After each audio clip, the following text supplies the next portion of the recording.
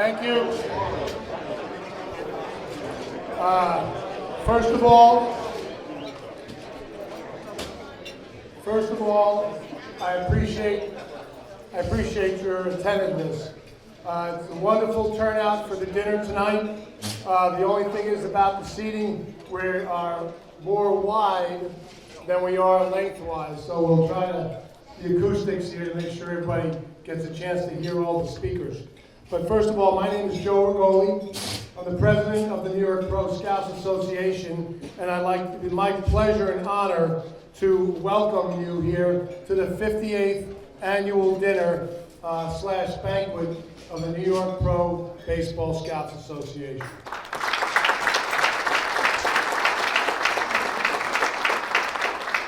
And along with our friends the sports writers and their dinner, this dinner, along with the sports writers' dinner, officially kicks off the 2025 baseball season.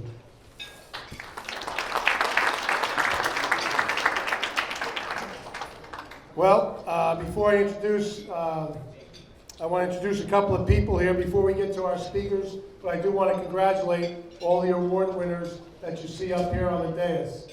They're fine gentlemen and deserving of the awards that they're receiving tonight, and you'll hear from them tonight. But before that, as we start every ball game with the national anthem, that's how we start our dinner. And the one person that sings a beautiful rendition of the national anthem, we like to call him up, is Mr. Pete Caldera. Pete?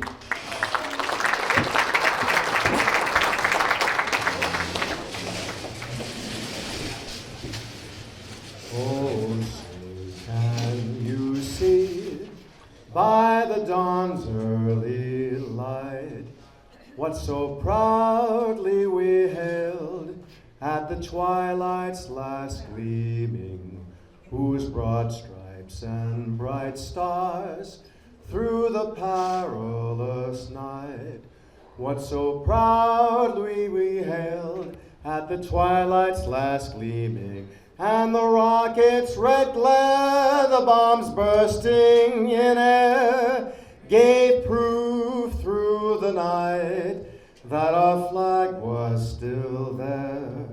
Oh, say does that star-spangled banner yet wave o'er the land of the free and the home of the brave?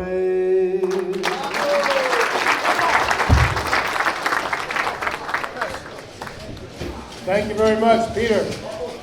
Peter sings professionally in the off-season. He plays at a couple of places in Manhattan.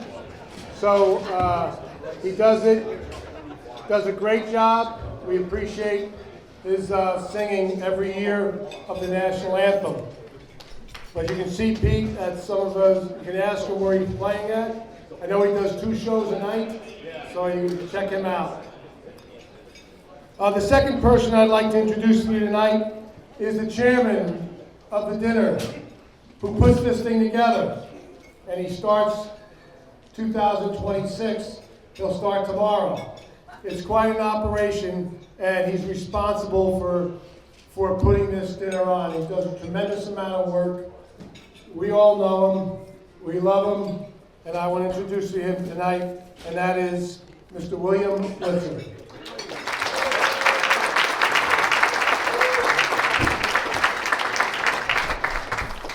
Good evening. I'd like to welcome everybody here tonight, especially the people that are here for the first time. Welcome. For those of you that have been here before, welcome back. We hope everybody comes back in the future and you enjoy yourself here this evening. I'd like to congratulate all the award winners up here, especially our Scout of the Year, Ron Vaughn, right here. I would also like to thank Nelson Figueroa for being here this evening as our guest speaker. As you will probably hear a little later, because I know Nelson's going to say something, we go way back. But for those of you that don't know, besides Nelson being a professional baseball player, after 9/11, Nelson was asked to design a t-shirt and a logo. Can everybody hear me?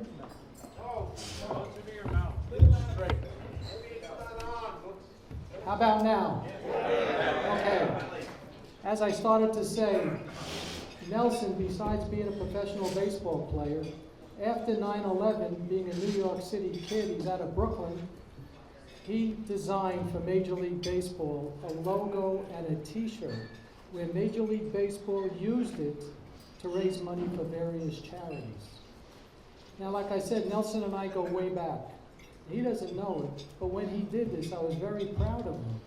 And I went out and I donated money, and I got the t-shirt.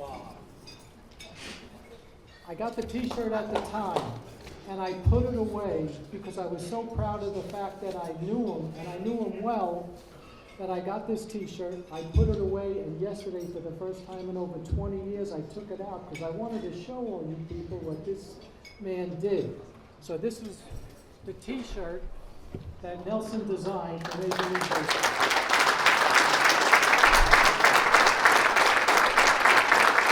I think you're a little surprised at that. It still fits you. He put it on. I haven't put it on yet, I don't know. As far as the dinner tonight, we could use your support by purchasing. We'll have people going around selling raffles when we break for dinner. We have a TV as our main prize. We have a swag bag from the Scouts. In that bag is a hat, a Scout's hat, an umbrella, and a folder. We also have a silent auction there. When we break the dinner, please go over there and see if you want to make a bid for something. And we also have at the end on that table things that we sold to the Scouts. You have hats, you have umbrellas, you have a folder, and you have backpacks. So support us in any way you can. As far as the raffles, I'd like to thank Jimmy Holzer is back there. Jimmy got the TV set and he donated it. Jimmy, get the TV set up. The silent auction, we had all of our items are donated. We don't pay for anything. And I'd like to thank the couple of people that donated their items. Lee Lowenfish.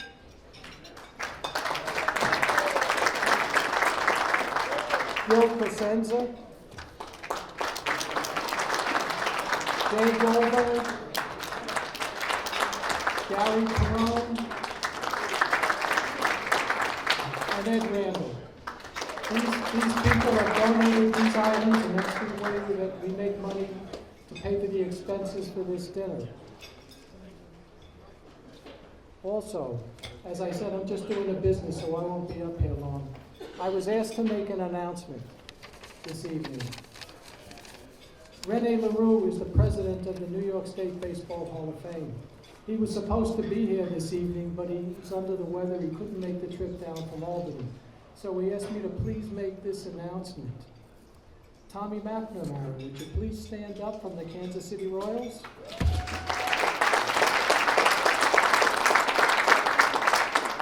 Renee asked me to tell you in the crowd here that in the 2025 Baseball Hall of Fame, the New York State Baseball Hall of Fame, Tommy will be inducted. So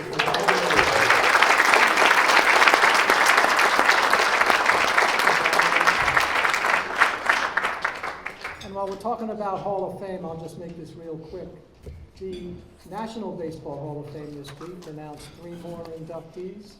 And after seeing the names that were put in, we have a local player that's a big supporter of this organization, and I think the Veterans Committee should take a look at this particular player. We should start a grassroots campaign for him. His name is Johnny Franco.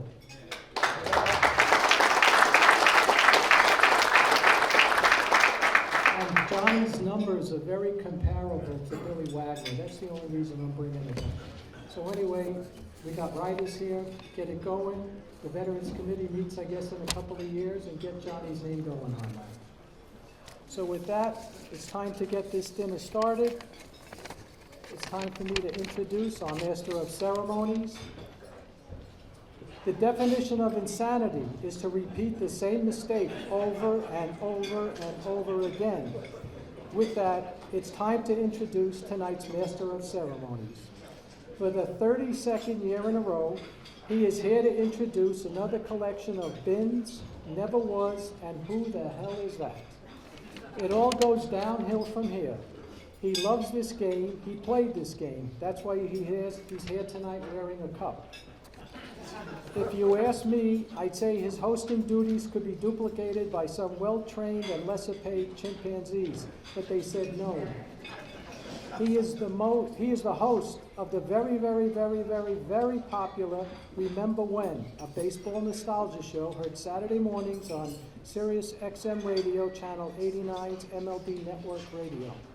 He lives by the precepts that he who laughs last obviously didn't get the joke.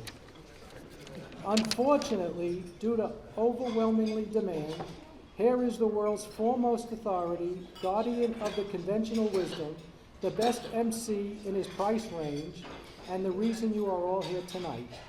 Please stand up and cheer for our national treasure. Come on, you gotta get up.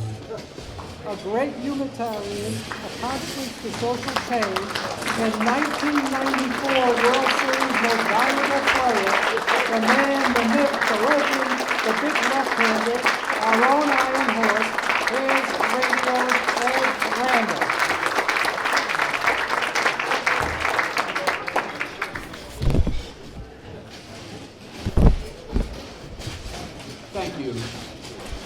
Thank you very much.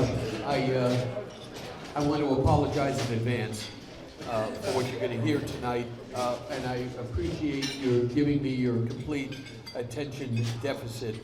How do you like me so far? How am I doing? I'm mourning the Oakland A's. That's why I'm wearing this, and I'm probably the last one within 50 miles of this place that owns a starter jacket, and this is why we're doing that. And my returning here is the biggest upset since Hall of Famer C.C. Sabathia walked into a Dunkin' Donuts and ordered a Diet Coke. So I'm very happy to be back with you this evening. We welcome you to the 58th and final New York Professional Baseball. No, it's not, no. We welcome you to the 58th and final New York Professional Baseball Hot Stove League dinner. Our heritage is not in the collection of who's who and who's that on the dais, but your support has made this night possible, and it's great to have you here. Give yourselves a round of applause. Let's also hear it for the person who makes this dinner possible, our dinner chairman and supreme leader, His Superfluous Excellency, the Moondog, the first vice president for Hair Club for Men, and the guidance counselor to P. Diddy, Shotgun Billy Blitzer.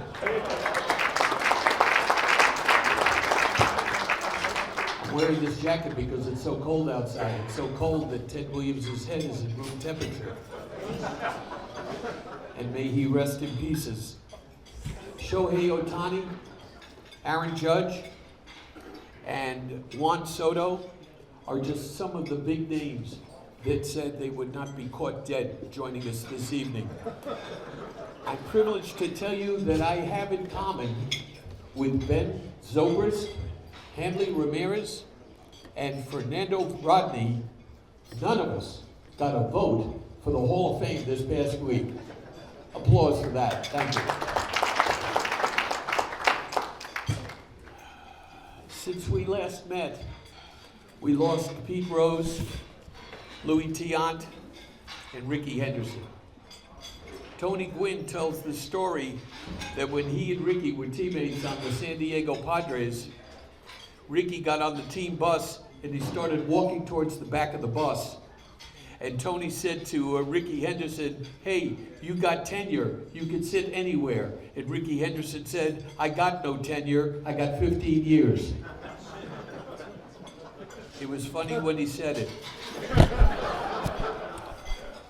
And now it is time for the pantomime portion of this dinner. I'm going to ask Billy Blitzer to please go stand over there. Billy will play the role of Anthony Rizzo. I will play the role of Garrett Cole. It's Game 5 of the World Series. It's the 5th inning. The Yankees are winning 5-0. There's 2 outs, and Mookie Betts is at the plate. And here's the pitch to Mookie Betts. There's a little roller up along first.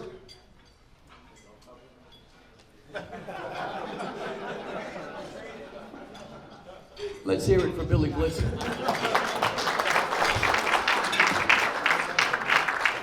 Pitching for the University Heights Little League in the Bronx in the 1960s. I was taught that any ball hit to my left to break towards first base. But on the biggest stage, that didn't happen.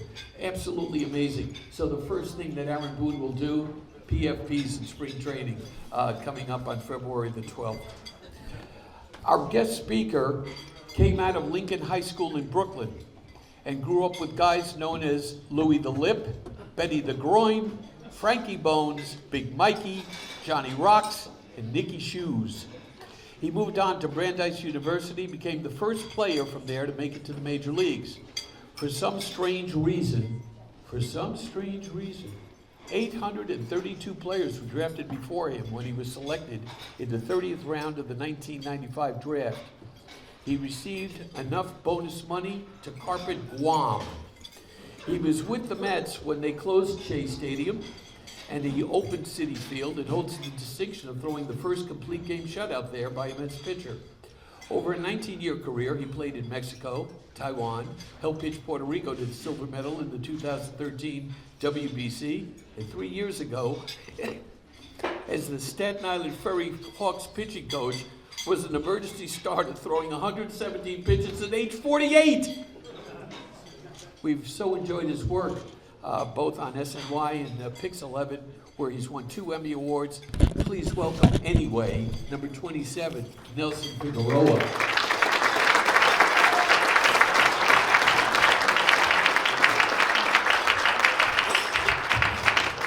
Mr. Randall, you still got it.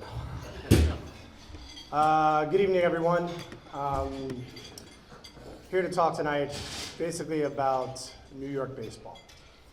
We're out at Scouts dinner, and so I have to give a lot of credit to the Scouts who helped shape me and mold me since I was a kid. As you heard, Billy Blitzer said we go way, way, way back.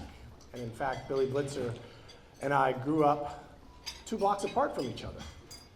And I could easily say, Billy, how many times did you put me in the draft? That would be a big 0. So all these years later, the one thing I can say is Scouts, like Billy, they were right. I was the smallest guy. I wasn't the hardest thrower. I didn't run the fastest. There was nothing about my game that you would look at and say, wow. Except for the fact that I tried to out-hustle everybody, outwork everybody, and continue to get better and better and prove the Scouts that didn't see me wrong. Everyone who said that I wasn't a prospect, again, they were right because they made a decision. At that time, I might not have been, but I continued to bust my butt and get to where I got, all the way to the major leagues, a 19-year playing career all around the world.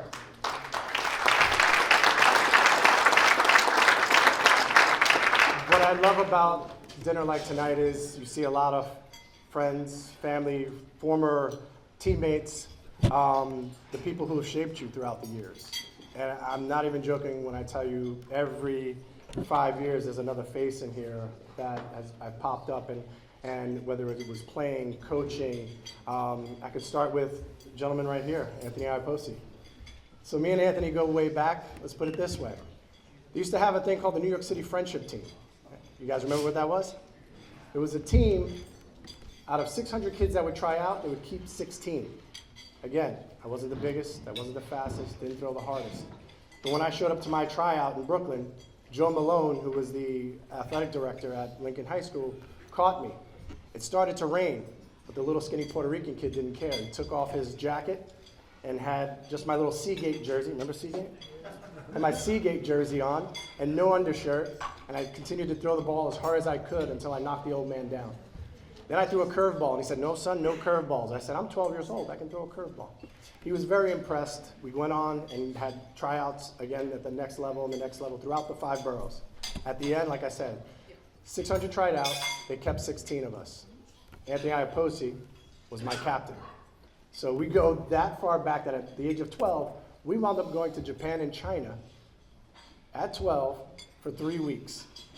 And if you hadn't been, like myself, outside of the state of New York or slept at anybody's house by the age of 12, the 17-hour plane ride next to Bobby Napo really was eye-opening as to what I would expect for my future. I traveled the world for an opportunity to play baseball, and all because scouts said I wasn't big enough, I wasn't strong enough. When I got out of high school, made the all-city teams, those were great. We won a city championship at Lincoln and Yankee Stadium when I was a sophomore. I pitched 3 games that year, and then those seniors graduated, and I got an opportunity to pitch more. The little skinny kids started getting a little bit bigger, started throwing a little bit harder. But it wasn't until I got to college at Brandeis University where Pete Varney, who was my head coach, said to me, "You're a very, very talented baseball player. I think you should be a pitcher."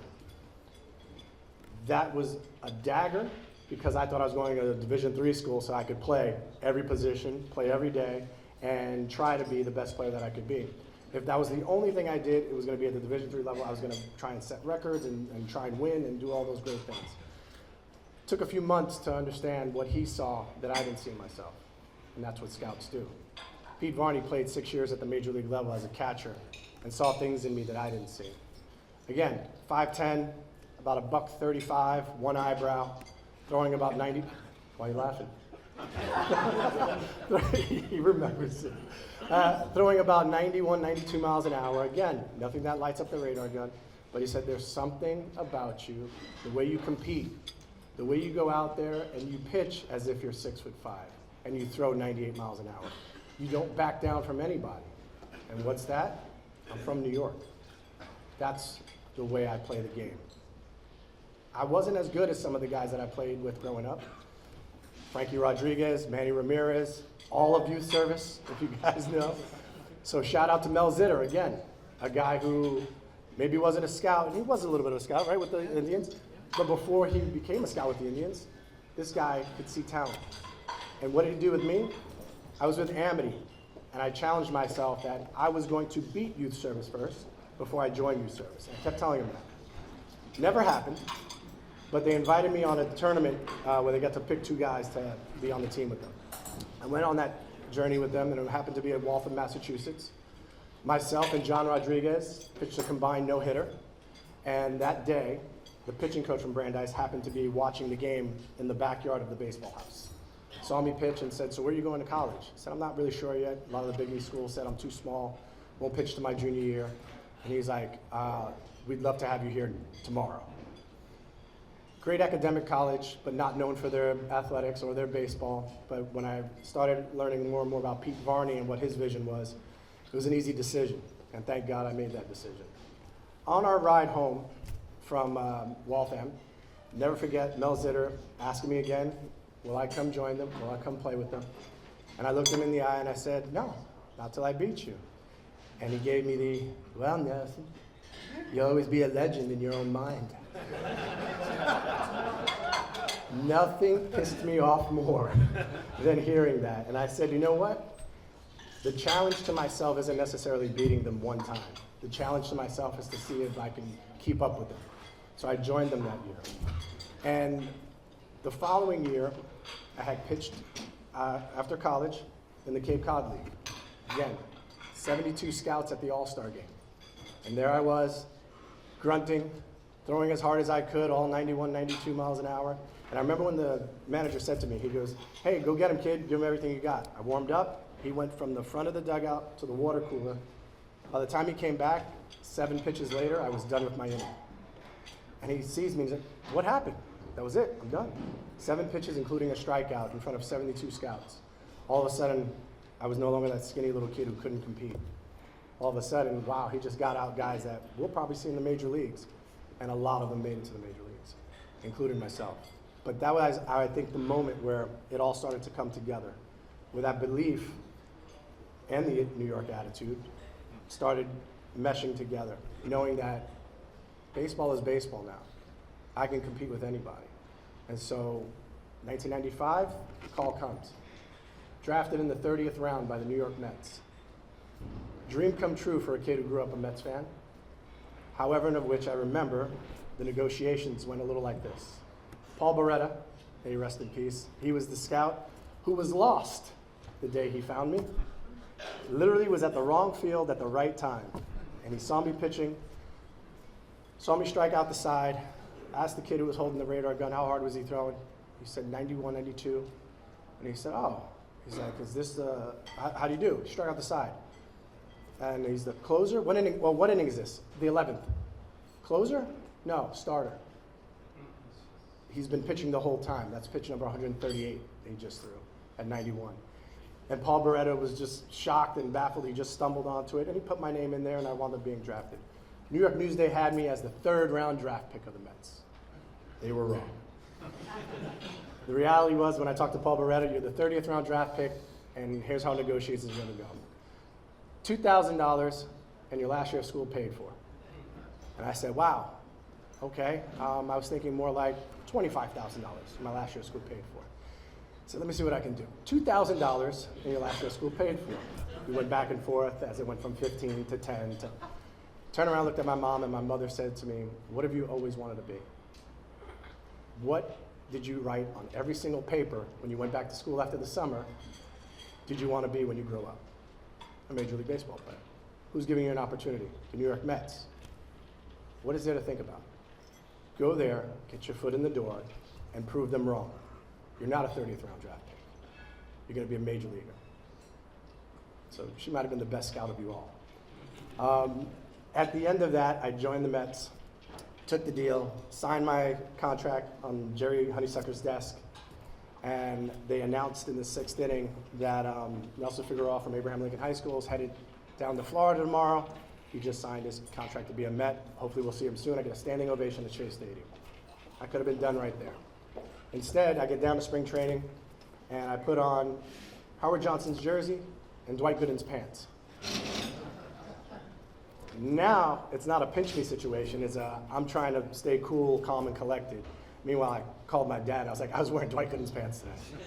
I don't think you know like what that feels like to a kid. Fast forward through ups and downs of the career, the ins and outs, the releases, the trades. They have Google for all that, so trust me, it's a long, winding story. But I'll give you the biggest part. And had surgery in 2004, rotator cuff tear. The doctor was Neil Elatrash, who continues to do surgeries on all these major athletes, and I'm happy that I went to him. He said to me, listen, rotator cuffs are tricky. 75% come back, 25% don't. But the 75% come back as good or better than before. It took me 5 months before I could lift my arm over my head without it clicking and popping. Went back to see him, he cleaned everything up, and he said, you want the good news or the bad news? I said, give me the good news. You have the rotator cuff of a 10-year-old boy. What's the bad news? You have the rotator cuff of a 10-year-old boy. You have to retrain this thing, you have to get it stronger, you have to get the flexibility back. He's like, and like I said with rotator cuffs, we just don't know. That was 2004. Busted my butt all the way until I got an opportunity in Dominican Republic in 2008, January. I arrived in Dominican Republic and got to pitch against a team called the Estrellas. And I go out there, Alberto Castillo's my catcher, Miguel Tejada's my shortstop, Edwin Encarnacion's my third baseman. And I'm like, pinch myself, this is an all-star team playing around me. I went out there and for 8 innings, had the game of my life. 13 strikeouts, set a Dominican League record for most strikeouts in a playoff game, and had no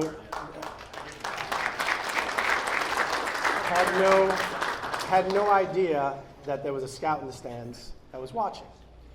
So after the game, I get down there, everybody's going nuts, congratulations, what a great debut in the Dominican League. And here comes a gentleman with a jerry curl, 1 gold chain, I believe 2 or 3 gold teeth. And he comes up to me and he says, so, where are you playing in the US? I don't have a job in the US. I said, I just pitched 285 innings all around the world between Mexico, Taiwan, Mexico winter ball, and now Dominican. I don't have a job yet in the States. And he said, well, I'm with the Mets. Let me give them a call, see what we can do. Ramon Pena, for those guys who know, you see the smiles going around. Ramon Pena and his one chain came up to me and he said that, and I went to bed that night thinking it was like in Aladdin when you see the guy with the lamp and he had the gold tooth. Like, this isn't real. This isn't really happening. 2 days later, I was on an off day and I was in a cab and he called me. And he says, what do you say to $10,000, AAA job, and an invite to big league camp? What do you think I'm gonna say? Thank you very much. Where do I sign? What can we do? Signed the contract right away, went to camp with the Mets. Almost made the team out of camp. And last part of the story. I'm the 26th man. I literally am the last guy at practice before the season's gonna start. Santana starts the first game in Miami. He goes out there, throws a gem. I was on a plane to New Orleans. Day off on Monday. Tuesday, Pedro's pitching. I'm throwing a bullpen because I'm gonna be the opening day starter in AAA in New Orleans. Second inning, Pedro pops his groin. And people come running out of the dugout. Get off the mound, get off the mound. What's going on? Pedro got hurt, you're going to the big leagues. So after a 4-year, I'd like to say hiatus, but after a 4-year journey all around the world and back again to prove one scout wrong, I got to Miami, signed my contract at 5:30 on the dugout steps, shagged a little batting practice, took in the ambience of the field, and that night I pitched the 8th inning. 1-2-3 scoreless, I strike out the last batter, and as I'm walking off the field, I cover my face with my glove. And the media afterwards asked me, why'd you cover your face when you came in after that? And I said, I didn't want anybody to see me cry in HD. The journey was worth it. I then stayed in the big leagues until 2011, got into play again from shut down Shea Stadium to opening up Citi Field. Got to live every dream that I could possibly dream of. And now I look around and see teammates of mine and guys I played against going into the Hall of Fame. And it's just such a great feeling to know that I actually played at the same time as those great players. And playing alongside Anthony Iapoce is where that dream started. Playing alongside, so many of the kids that I grew up with where I was smaller. Jay Toro, by the way, is smaller than me. Do you remember Jay Toro? You know Jay Toro. Jay Toro was a hulking mass of a 12-year-old, and he stayed that way. So I'm bigger than him now. And if I was 215 and 6'2", maybe you would have signed me. But I thank God every day that the motivation came, not because he didn't sign me, not because he didn't believe in me, because it motivated me. And I think that's what you learn from playing in New York. We didn't have the best of fields. We don't have the best weather conditions. It's not supposed to be easy. If it was easy, everybody do it.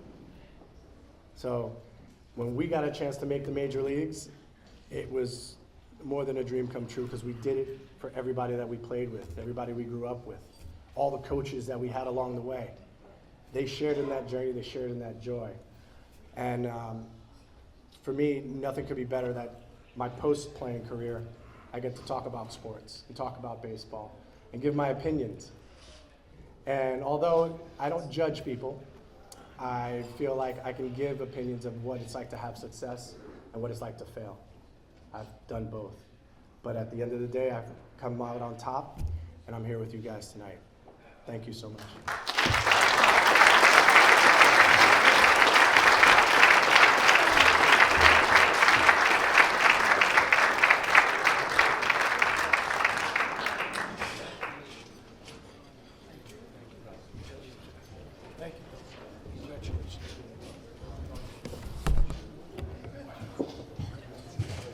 Nelson, I hate to burst your bubble. You threw 91, 92? I threw 98. 49 in and 49 back from the catcher without any movement in late life. I threw 98. Thank you. Our Benny Borgman Good Guy Award winner this evening is Dan Palumbo. Please. Dan, as we know, is a scout for the Philadelphia Phillies, and there are so many things that I could say about Dan Palumbo right now, but this is hardly the time or the place to do that. In a spectacular case of bad timing, Dan is unable to join us tonight as he is suffering from spinal stenosis, which apparently is contagious, that he got from David Wright. Dan was grateful to be carrying one of those cards that says, "In case of emergency, please notify," and he wrote "Doctor." Brilliant. He underwent surgery on Tuesday. He sends you his best regards and his regrets that he's not with us this evening. This year's winner of the Dick Young Award is the wonderful writer Tyler Kepner.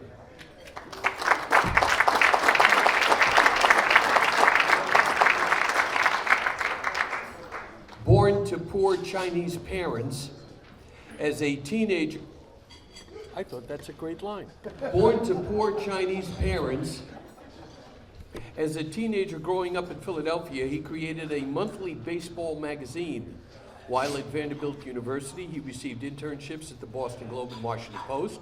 He began his professional baseball career covering the Angels for the Riverside Press Enterprise, and then the Mariners with the Seattle Post-Intelligencer. He moved to the New York Times in 2000, spending 23 years there as a beat reporter, first for the Mets and then for the Yankees, and then became its national baseball writer before the Times bought The Athletic 2 years ago. He is also the author of 2 very well-received baseball books. Our Dick Young Award winner this year is the wonderful Tyler Kepner.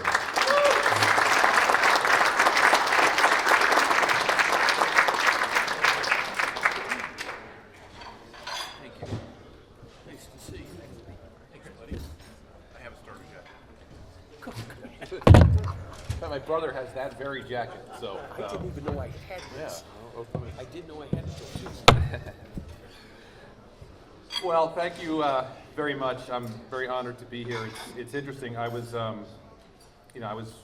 reading about some of the award winners today, and I found a story about Vaughn from Sports Illustrated in 1998, and about how he saw the hitter in Martin McGuire and recommended he become, a full-time hitter up in the Alaskan League. But Ron had a great quote in this story. He said, he's talking about how he's in the middle of winter, he's going out to see a ball game. He says, "A lot of scouts this time of year, they shut it down. They figure they can see the guy in the spring. I enjoy baseball. I'm 50 years old. I'd like to still be doing this when I'm 80. My goal is to still be working in baseball when I kick the bucket." So I'm almost 50 right now, and I feel the exact same way. And I think that's one of the things that is such an honor for me to be up here and to be honored by the Scouts Association, because Scouts love baseball. And I've always said that if you were going to be a baseball beat writer or really involved in baseball in any capacity, my God, how miserable would it be if you didn't love the game? Because it takes us away from family, and it's all those things you hear about. But if you really love the game, it doesn't feel like work. It feels like something you want to do, you have to do, and you love doing it. So I really appreciate being recognized by people who feel about the game the same way I do, and who try to honor it in the work that they do within it.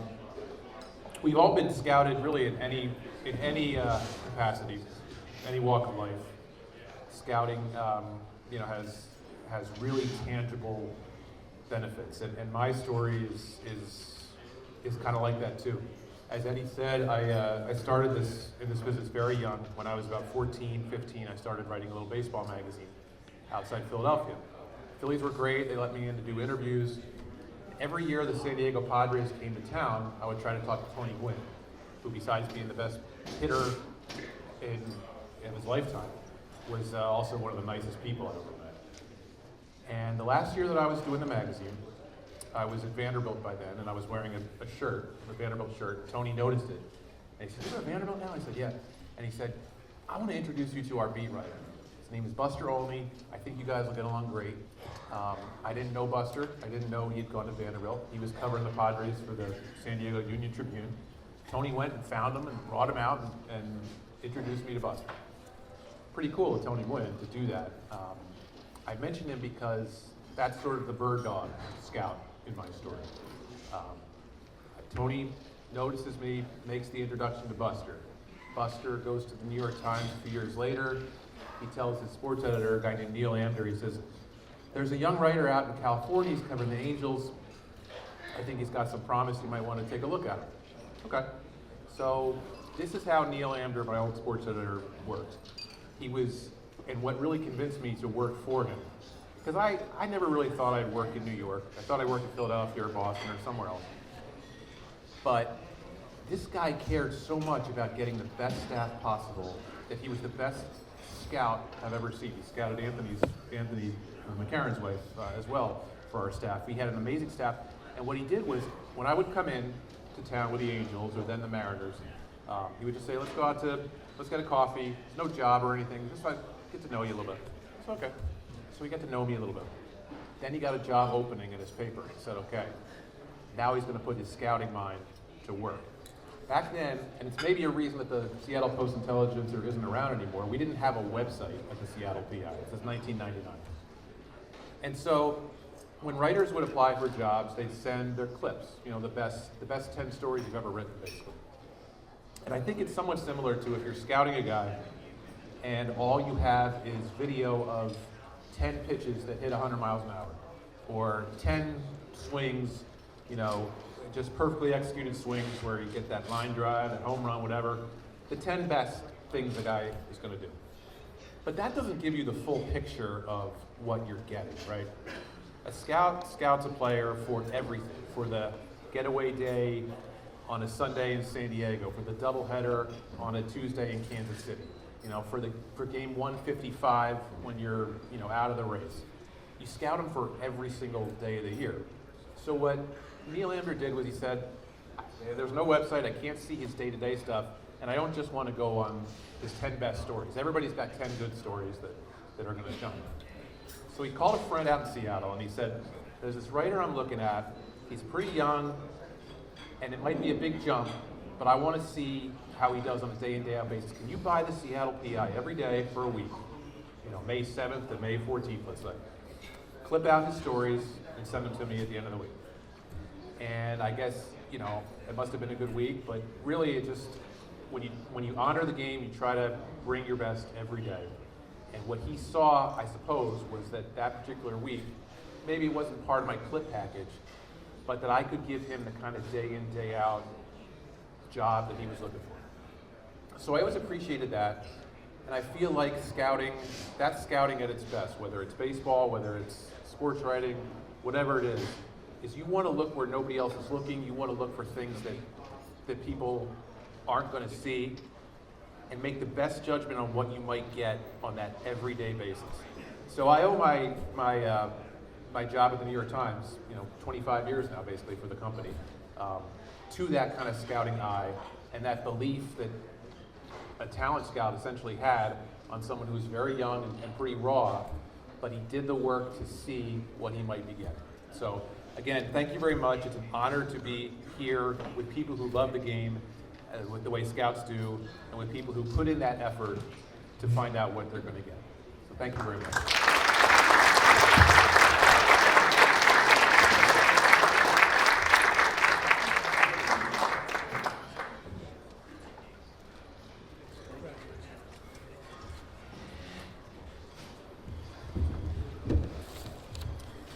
We have people to introduce. Our anthem singer, you love his work if you're in New Jersey, principally, with the Bergen record, Pete Caldera. Pete. A couple of guys who gave their lives to the New York Post. Ken Davidoff and George King are with us. You're writing a book, right? Yeah. Okay. Also, you watch his work on SNY, a terrific sports writer, Anthony McCarron. And a guy who works awful hard as a beat writer for the New York Mets for MLB.com, Anthony DiComo. We're also so very honored to have with us the noted author, Lee Lowenfish. Lee, please stand up. Lee, where are you? Lee's He's working on a new book entitled Everybody Smokes in Hell, right? Right? Lee has been at this dinner every single year since the year 5714. Pretty good that I could say that. He grew up in a household where his parents spoke Yiddish, which is a combination of German and phlegm. They were so observant that Lee wasn't allowed to watch Porky Pig. Isn't that true? It's true. Oh, nicely done. His grandfather was the cleanup hitter for the House of David. When he was a kid, like Sandy Koufax, Lilo also didn't pitch on Yom Kippur. The difference was Lee didn't have a game that day on Yom Kippur. And tonight he was telling me something I didn't know, that Orthodox Jews are forbidden from operating ham radios. I didn't know that. I didn't know that. Also, let me please also introduce a wonderful man who's been such a great supporter of this organization, the New York City PSAL Commissioner, Bob Pertzis.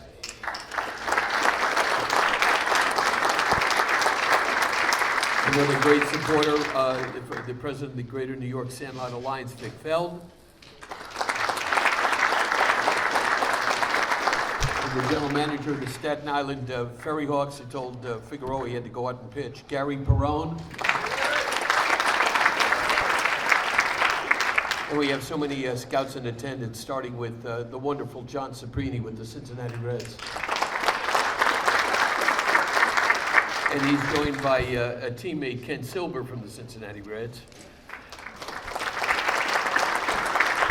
From the Tampa Bay Rays, now playing outdoors, Max Cohen and Drew Donato.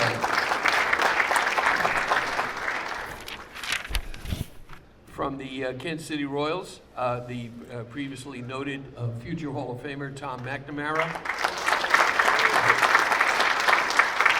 I don't have enough time for you tonight. Tim Cummins, also from the Kansas City Royals, Jim Cuthbert from the Royals. From the Detroit Tigers, Jim Bretz. From the West Sacramento A's, Chris Patero. From the St. Louis Cardinals, Joe Rigoli. From the Chicago Cubs, Mo Mogus. From the Chicago White Sox, Steve Octane.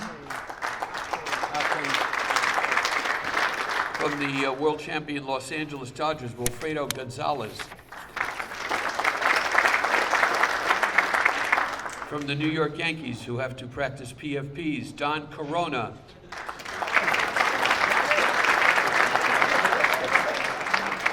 From the Miami Marlins, apparently still in the National League, is Sam Capobianco. From the Boston Red Sox, David Scrivinis. From the formerly cheating bastard Houston Astros, Mike Piccolo. And retired scout Dennis Sheehan. Our Jim Quigley Award winner this evening is Anthony Iapoce. Currently the first base coach for the Detroit Tigers. When he was a little kid, his grandmother would say to Anthony, "Here's $15, don't tell your mother." And Anthony would say to her, "It'll cost you more than that." Little known fact about Anthony, he's playing ball at Lamar University when he notifies all the teams not to draft him in the first 3 rounds. Who needs the money? Who needs the pressure? I'll be here, okay? You'll draft me when you draft me. So Milwaukee takes him up on the offer, and they draft him in the 33rd round of the 1994 draft. And to show what a good sport the Milwaukee Brewers were to Anthony, they threw in tickets to the 1994 World Series. See, they were on strike. There was no 1994. That last joke, by the way, is under review. Anthony would remain in the Brewers organization until 2000. He would later play in the Marlins organization for a couple of seasons. He would gain the respect of the industry as a hitting coach, first for the Texas Rangers for 3 seasons, then 3 more with the Chicago Cubs. In 2022, he served as the senior hitting coordinator for the Boston Red Sox.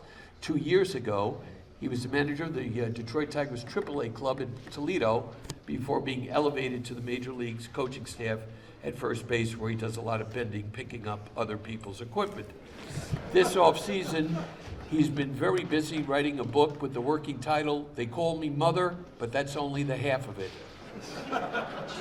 Recently, he ordered a chicken and an egg from Amazon to see which would come first. But I digress.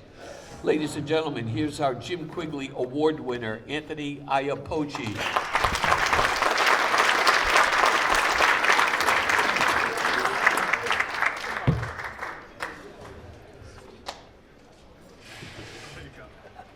They weren't on the list.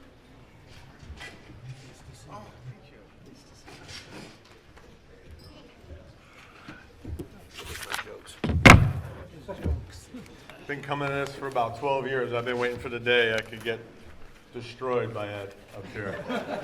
That's truly an honor. First, I wanted to thank this group of guys right here. These 3 guys have been incredible ever since invited me here, 12 or 13 years ago when I first started working with the Cubs with Billy and invited me to this dinner. It's opened up so many doors for myself, meeting everybody here. Each year you come here, you meet new people and new connections, but it's the relationships, and every year you can't wait to talk to everybody. So this group right here, appreciate everything you've done for me in coming to this and meeting everybody. I was at my daughter's volleyball game early November. She's in 7th grade. And we're watching her team warm up, and I'm sitting with one of the dads. The other team scrolls in, and I'm looking at them, and I'm going, no, yes, yes, no, no. And he's like, what are you doing? I'm like, yes, she could play. She can't play. She could play. And he's like, why are you judging? I said, I'm not judging. I'm scouting. So we had to learn about that.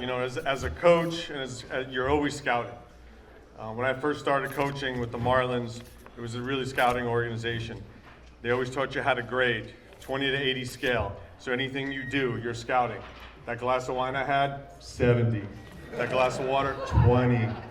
Shoes you're wearing, 35. All right, so we're always grading no matter what we do as scouts in this room. You guys all know what we're talking about, right? Even when I went to Lamar University, Jim Gilligan from Bayside was the head coach there. We played a city championship game at Yankee Stadium in 1991, beat Severian. If anybody's here from there, sorry about it. Can't take that away. I asked him after a year playing at Lamar, because they already had 5 outfielders. He saw me play 1 game at Yankee Stadium. I said, what did you see in me? He said, well, I knew you could play, but I had to look for other things. And I said, what was that? He said, I looked for how you ran off the field. I looked at how you played catch, and I looked at how you interacted with your teammates. That hit me strong as a sophomore. That always stayed with me if I ever got into coaching and scouting. That would always do the things to look for those types of things, because you could see the tools. You could read the tools now because of the analytics. It's the other stuff that you have to find that everybody in this room has done so well, so extremely well. So you're always scouting. You're always looking at, from my role, you're always looking at coaches from the other team. You're looking at players. You're looking at analysts. I'm looking at other scouts. You're always trying to find the organization you're in, trying to find a way to make it better, and trying to bring people in that you can trust that can make it better, that can help you with your career, right? So that when you get that opportunity to hire the people you want, you've already done your scouting. So you're constantly scouting in this game all the time. You're looking for leadership. You're looking for impact guys all the time, no matter what. When I first started coaching with the Marlins in 2006, Jim Fleming was the head of scouting and player development. He gave me my shot as a coach, hired me as a hitting coach in Jamestown, New York for 12 grand. From 2006 to 2009, the people that Jim Fleming hired that we learned under, he had 4 major league managers, including Edwin Rodriguez, Bo Porter, Brendan Hyde, Joe Espada, hitting coaches John Maley, myself, Andy Haynes, Tim Cousins, Tim Bleeper, all worked together in the minor leagues for those 4 years. It was something he saw in us, but the things that he did for us from a scouting standpoint, he would take us out when we were in Jupiter. He would take us out to the high school games. He would show us how to grade guys. He would show us how not to put an 80 grade on somebody, because I did that. I put an 80 grade on Mike Stanton, now Giancarlo Stanton's power at 18 years old, and he was at the Marlins. He said, Anthony, you can't put an 80 grade on anybody. I said, if anybody has more power than this guy, then we need to see it. Then I don't know what an 80 grade is. So he taught us how to grade. He taught us how to scout. More importantly, he taught us to put it, how he put us on the spot. We had to give our opinion right away. So you had to study, you had to do your homework. So you're always on the spot with Jim Fleming. From there, I went to the Toronto Blue Jays as a hitting coordinator, hired by Tony LaCava. One of the main guys in the industry when it comes to drafting, when it comes to scouting, tremendous human being. It was him when I first met as a coordinator. You're being involved in the draft. You're watching video. You're breaking down video. One of the first things, he sent me a video of a guy that they were thinking about taking in the first round. In this video, I said, Tony, I can't hear it. I can't see his mannerisms. I can't see the way he walks. He said, it doesn't matter. We want your opinion. So you learn. He puts you on the spot. And that's what you learn about scouting, is you have to be on the spot to give your opinion no matter what. And you do your homework. So that's what Tony did for me.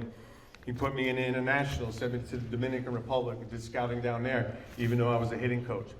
So in the back of my mind, you're always scouting. You're always doing these things. From the Blue Jays, I went to the Chicago Cubs where I met Billy Blitzer and learned so much from Billy on the pro side with him and TK, Terry Kennedy, talking with them. Because with the Cubs, we interacted with player development and scouting all the time through those years when I was roving, right before the World Series run, when we were putting that all together. I got hired by Jason McLeod and Theo Epstein, getting to work with Matt Dory and Shane Farrell. We did things together with player development as coordinators and as cross-checkers on the amateur side. We would meet for 3 days in Chicago. We called it the summit. The scouts would give their presentations on what they saw in the players, and the coordinators would talk about what we need to do with the players, and we would work together, and then we would run instructs together, and it was just such a unique relationship between scouting and player development. And I think that's why our players had so much success in that, because there was so many people working together at that time in Chicago. Again, one of the best things about scouting through all those years in those organizations was the gear. I love the clothes that I got when I got to do presentations for scouting, because it's player development. You get a t-shirt and a pair of shorts, and they say go out and grind for 142 games, 162 games. The scouts always got the nice raincoats, they got the hoods, they got collared shirts. So every year I would go and talk to the scouting, and I would come back with a bunch of gear and go back to player development, and they would be upset that I got all this gear from them. But one of the things that the Cubs did too is they put you on the spot. When you have Jason McLeod and Theo Epstein asking you if this guy's ready for the big leagues, and they ask you, is he Cub? You're gonna have to tell them why, yes or no, because they put you on the spot. It's one of the things I learned from the Marlins, from the Blue Jays to the Cubs, which puts me in the position where I am now. Even when I was managing AAA for the Toledo Mud Hens, and I'm talking to our manager, can he help? Can we trust him? The managers put me on the spot. And you're never afraid to give your opinion because you've done the work, because you've been trained by these great people before you who've been in the scouting industry, and you put your homework in, you put the time in, so you're not afraid to give your opinion, even if that's in front of a bunch of people, which everybody here does. One of the questions I would always get asked that from scouting when I was a hitting coordinator or even a hitting coach was, can you fix that? Is this fixable? In his swing, is this fixable? And I would always tell the scout, it all depends, right? It depends on the person, depends on what's inside the guy. But I always said, if a coach tells you it's gonna be tough, he means no. Because it's really hard for a coach to say no, because his job is to help the player. I was never afraid of that. You see so many swings and you see so many approaches, and you've been around so many guys, for me, over 700 professional hitters. You see what works and what doesn't work. You see the attitude, you see the adjustments. You see guys like Nelson Figueroa come through and just dominate. Which, by the way, that's only half of what he spoke about this guy's career. It was really unbelievable following him through. I was coaching and he was still playing. We were the same age. It was unbelievable. Very proud of him. Scouting, to me, has always been an art form, right? So you have all the numbers, especially in today's game. Everybody thinks they know everything. They have the data, right? They have the numbers. Now what? Everybody has the same information. The scouts, being with them and going on the road with them, especially when we had potentially first-round picks and you're flying city to city, seeing 2 games in a day in different cities. You guys have so much invested into these players. It's so impressive. You get into the homes, you work with the parents. You know, you have so much invested in time into this kid. You get to the heart and the soul of the player. You tell them about the organization and how it's going to help them. And it's truly remarkable watching those guys work, watching them go into the house and watching you guys close the door, or being in a draft room in Jupiter with the Marlins and being able to look at a board and half the board we couldn't touch. And then we have to find a way to draft other guys and help develop those guys. What you guys do is tremendous. Every year we have player plan meetings. I've been doing it for 20 years. And every year we're like, this guy has explosive stuff. This guy has tremendous power. He could use the whole field. Man, if the light bulb only goes on. Man, if this guy could figure it out. If this guy could focus more. The best thing that the scouts do that I've met in here and been working with is you get those players. You guys dig in deep to how hard they focus, how hard they train. Does the player understand the process? Because everybody's got, the minor leagues are full of guys with tools. Does anybody know how many major league players played in the big leagues in the history of baseball since 1876? I do. So we had Jackson Jobe last year with the Detroit Tigers on September 24th make his debut. Jackson Jobe was 23,365. That doesn't even fill up a stadium today. That's how hard it is. That's how hard the grind is. That's how hard it is to find players. What you guys do when you find these guys, it's truly remarkable work for what you guys do and what you guys have done. When you're around the guys and when you're around the best guys and the guys that you find, you've learned that they've mastered simplicity. Those players are geniuses at what they do, and you guys have found that in those players. You find the tools, but then I can remember having conversations, this guy has it. He could lead, he could do all these types of things. Scouting could be ugly, yet beautiful at the same time, right? It could be messy and yet elegant, right? When you find that guy and it all comes together, or you find that guy and then you have a conversation with me when I was a hitting coach and I said, he's got no shot. the face of the expression of the scout where I feel like I just took a dagger out of his heart. But they keep going. You guys keep going. The scouting community has taught me not only to evaluate, but to ask questions, to be a detailed observer, to be an active listener. But most of all, the community has helped me become a better coach, and I'm very grateful for that today. And anybody who's heard me speak about this, and I know Nelson appreciates this is very personal for me, and it is impactful. It's an exercise I do with players from every major league team, minor league team I've been with. This is where I grew up. This is where it started. I take this everywhere I go. I take this in my pocket when I have to speak. It's in my backpack. It's in my notebook. I have multiple copies. If you go to social media, you'll find the picture. It's called Where Did It Start? Where did it start for you? Everybody in this room has this.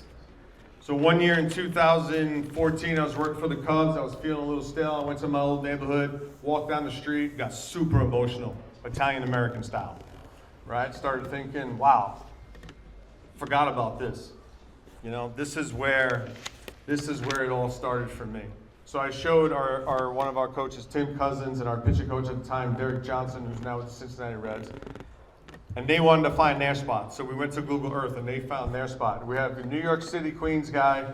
We have Derek Johnson from Illinois with one street light and Tim Cousins from San Francisco, and they all found their spot. And we're in their office for like an hour talking about where this spot was, how we had to chase the ball down the street. Can't go to that neighbor's yard. This guy's coming out with the rig to chase you if you're trying to get the ball, right? Everybody has their spot. So they asked me one day to present it to our players in spring training. And when I did it, I asked if anybody wanted to do it. Every single player, 100 players plus, raised their hand to do it. So when I got the major league job with the Rangers, I took a chance and did it at our advanced meetings. Anybody who's been in an advanced meeting, it could get boring at times. So I tried to lighten it up. And I had the likes of Prince Fielder, Adrian Beltre, Elvis Andrews, Shinzu Chin. It's taken us all over the world. It's taken me, I have all these photos in the book upstairs in my house. These guys stood up in front of their peers and talked about where it started. Everybody in this room has one. It may not be baseball. It may be something else. But you got to find that.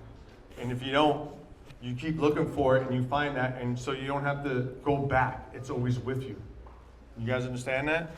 And the reasons why we do this, because this is where you learn the game, right? This is where you kids, you started to make decisions. You had to fight. There were no coach, there was no parent. The only person you depended on was you. That's the best skill you got. And I've seen guys in the minor leagues lose that, and that's why they don't make it. This guy never lost it. That's why he was able to grind the way he did. He's the epitome of where did it start, right? When players made mistakes on the street, you didn't go and check your moves.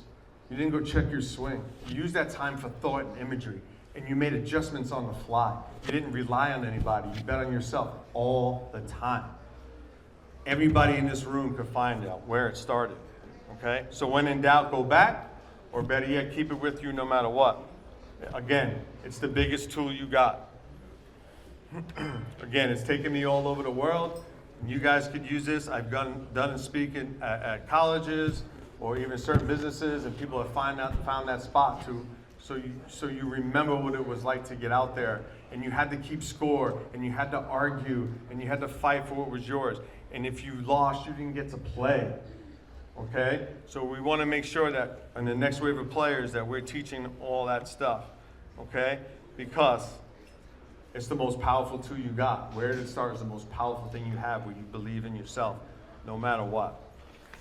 And I wanted to thank this group for having me up here. It's truly a tremendous honor to be up here with these guys. And with Nelson, I've known 1985, 1986. The first word I learned in Spanish was Capitan from this guy. Bowl of energy, I couldn't believe it. And then watching him throughout his career, and then us being together at Daily News and New York Post dinners for all city teams and stuff like that, and now being here probably 39, 40 years later up here is an honor. He's in tremendous shape. Hip surgery, knee surgery right now. We were just talking about it.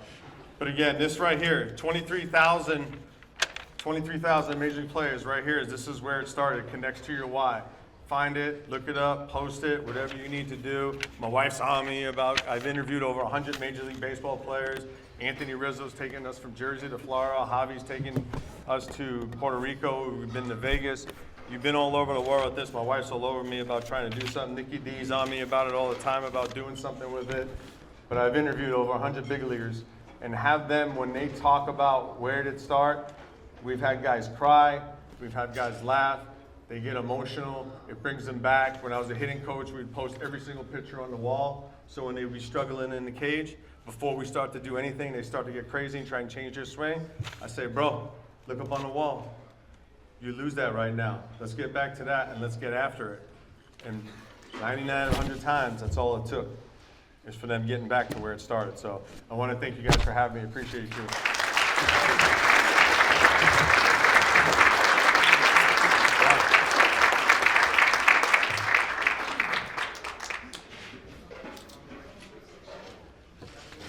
Joe. Thanks, Joe. Appreciate you.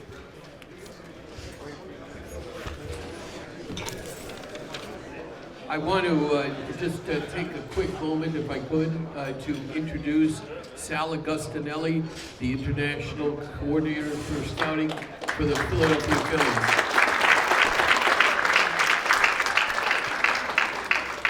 I also want to take a moment to introduce Billy Altman. Stand up, Billy. God damn it, stand up. Billy will be starting his 41st year as the official scorer for the New York, only 21 years. Okay. All right, sit down. And most importantly, I want to introduce the former general manager of the Fort Myers Miracle, the Hudson Valley Renegades, Steve Gliner, who is here tonight. Steve, stand up. No, remain standing. Remain standing. Steve was bar mitzvahed here in 1980. Applause for Steve. It's time for dinner. Finally, don't talk with your mouth full. Use your napkin properly, please. And for the love of God, please remember what room you're in. If you leave the room and you come back into the wrong room, you may accidentally get married. Enjoy dinner. We can begin the second half of the program. Thank you. We have all of our award winners. We only have about We only have about 4 more awards to hand out in the second half of the program. But I do have a couple of things I need to share with you. First of all, I want to congratulate you people tonight. Absolutely, your attentiveness to the speakers in the first half was nothing short of spectacular. And I really want to thank you for your attention to these fine gentlemen. I know sometimes the acoustics in here or the microphone goes in and out once in a while. Really appreciate you having the attentiveness that you've shown throughout the evening. We do have a number of things. First of all, I want to introduce to you, he'll stand up. His name is Jesse Manning, and he heads our social media department. Jesse? And he just asked me to say that if you have taken any pictures, like you saw, I took a few pictures here tonight, but if you have any pictures that you're going to post on Facebook or your Instagram accounts, please also tag at NY Scouts, or NY Pro Scouts, I'm sorry. So please tag us at NY Pro Scouts if you post any pictures of tonight's evening. That'd be nice. Or you can send the pictures to Billy or Jesse. Jesse stood up before, once again. If you need to get a hold of Jesse, he runs our social media department. So without further ado, I do want to bring Ed Randall back here to commence and finish the second half of the program. So your attention to Mr. Ed Randall, who's doing another fantastic job tonight.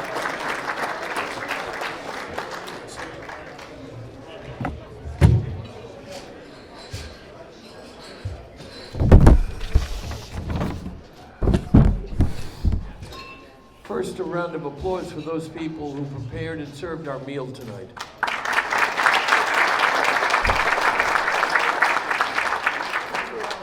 The A.B. Turk Karam Memorial Award presentation tonight goes to Ron Vaughn of the Oakland A's.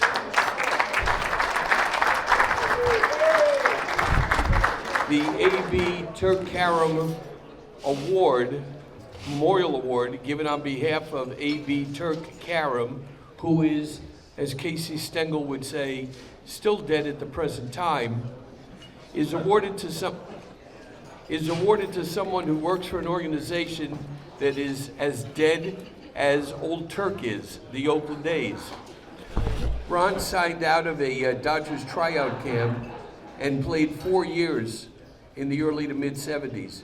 He began his coaching career as a volunteer assistant coach for Jim Dietz at San Diego State, and he moved up the coast as an assistant to the great Rod Dato at USC, which won the College World Series while he was there. He moved into scouting in 1986 with the White Sox and moved to the A's in 1990, where he has been since. He spent 7 years as an area scout in Southern California, 5 years as West Coast supervisor, and 9 years as a national cross-checker. In hockey, that's a penalty. Ron moved to Connecticut in 2012 and has been the Northeast Scout since. Through the years, he signed Dwayne Hosey, Ryan Christensen, David Newhan, Gerald Laird, and Eric Chavez. And I hold in my hand, as Ed McMahon would say, a letter from Eric Kubata, the Director of Scouting of the Athletics, who writes as follows. I am honored and privileged to write this note to commemorate Ron Vaughn on his recognition for Scout of the Year. Having worked with Ron for more than 30 years, I can attest to his dedication to the profession and the craft. In my opinion, there is nobody who embodies scouting and scouts more than he. His work ethic is peerless, although I must admit he and I move at different paces. He always gets what he needs to. He always gets where he needs to be, just a little slow for my taste. I thought he's complimenting you. His passion for scouting hasn't wavered as long as I've known him. I've known Ron in a lot of different positions in scouting and in baseball in general.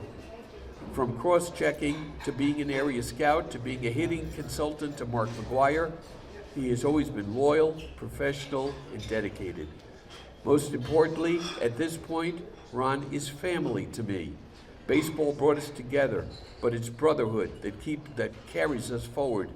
We've gone through a lot of ups and downs over the years, but I can honestly say there is nobody I'd rather team up with than Arky.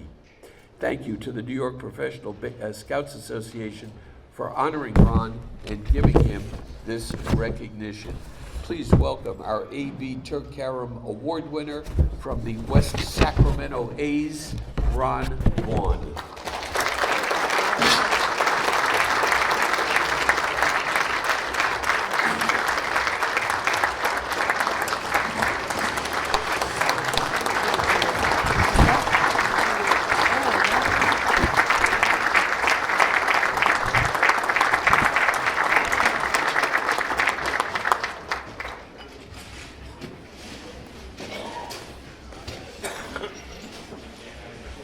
Thank you, Ed.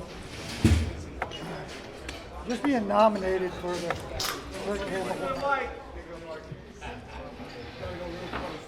Gotta go real close? Or you can hold it, whatever you like. See if that works. I was about to say, is just being nominated for this award is humbling and honor. It's a humbling honor because you consider the names that are past winners of this thing, and you go, wow, I don't belong with those guys. But I'd like to thank Billy and Joe and Ed and all the members of the board for this honor. And I'd like to congratulate everybody up here that's winning awards tonight. As Ed said, I signed out of a tryout camp, and I ended up playing for 4.5 years. And my first spring training with the Dodgers,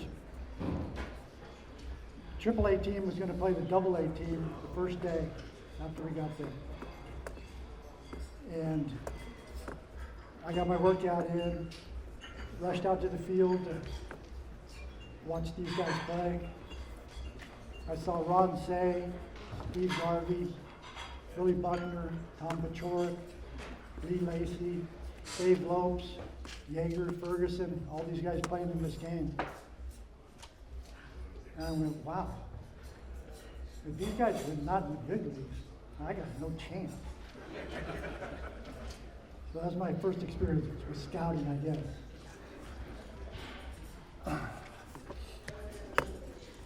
But what I would like to do is recognize a few men that led me in the path that finished up here. Jim Dietz with San Diego State, workaholic. Took me in as an assistant. My first scouting job, or my first coaching job. And then he took me up to Alaska where I got to see a lot of really, really good players. So that was a good foundation. And also met up there my second year, Marcel Latchman, longtime pitching coach, manager, pitching coach for the Angels, several clubs, but mostly with the Angels, and he's still with the Angels. Marcel was going to leave USC and coach a high school team for 1 year. And he recommended me for the job to replace him, so I got to be under Rod Dado, legendary scout at USC, who only won 11 national championships. I was lucky enough to be with him with one of those. It was kind of a highlight. After leaving USC, I got a chance to work for another great gentleman by the name of John Scalinas at Cal Poly Pomona, who was, I think, the winningest D2 coach in baseball at the time. He was kind of a visionary in the game. He coached his players on the field and in the classroom. He took them in the classroom And he did visualization things and ahead of his time, definitely ahead of his time. And a great person. These guys were the role models for me. You just have to go around and watch what they do daily, and you pick up things. And mostly you learn a work ethic, dedication, and increased love of the game. And that's what these guys meant to me.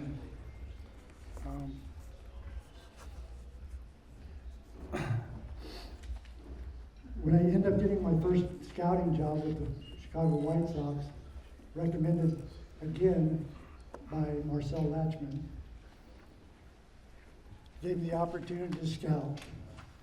And then the A's, I went with them 4 years later as the West Coast guy, was the West Coast supervisor, and been with them ever since. So it's 34 years I've been with them, and I worked with them under only 3 general managers during that period of time: Sandy Alderson, Billy Bean, and now David Forrest. At the same time, I worked under only 4 scouting directors: Dick Bogard, Grady Fuson, Chris Pitaro, who's sitting out here tonight, and Eric Kubota. Great leaders. It made it fun to work with these guys over all these years. So I got to thank the A's for giving me the opportunity to continue in this game for this long, and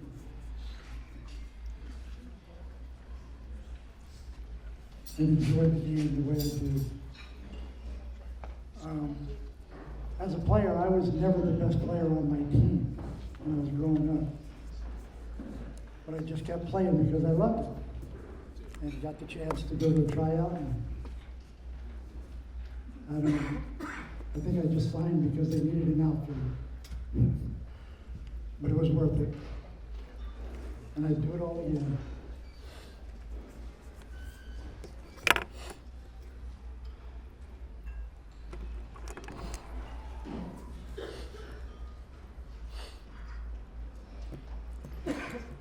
This business, you're gone a lot, you drive a lot of miles, but you make a lot of friends. And there's a lot of my friends that are out here today. I appreciate it. I appreciate them. They make the season enjoyable for me all the time.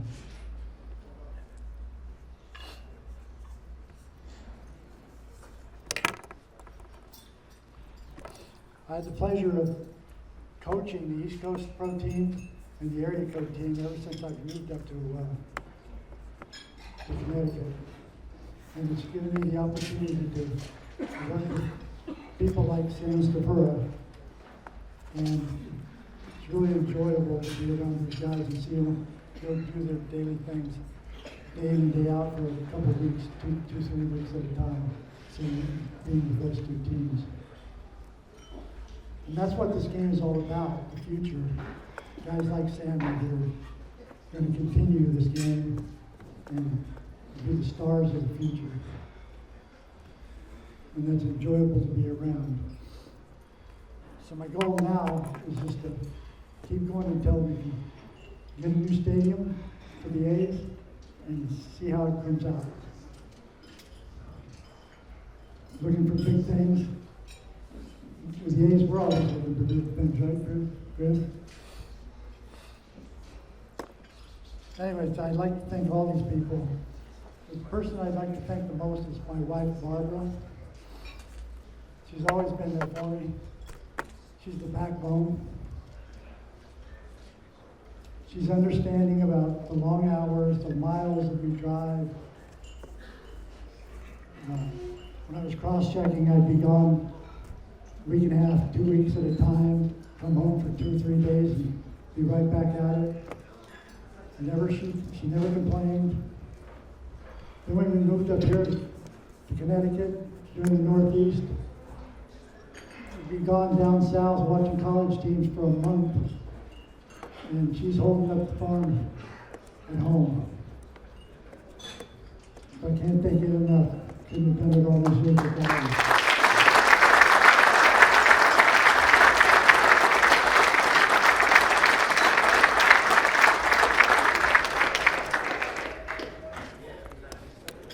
Anyway,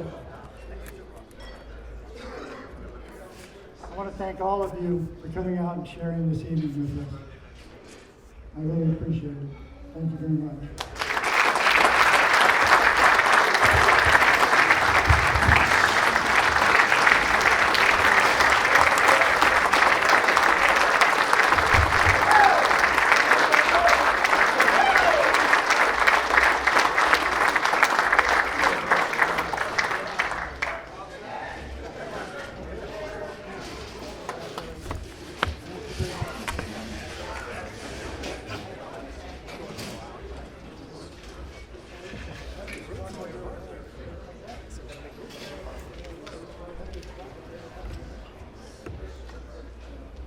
We come now to the Steve Lembo Award, and it is being awarded this year to Bruce Shatel, the head coach at Delbarton High School.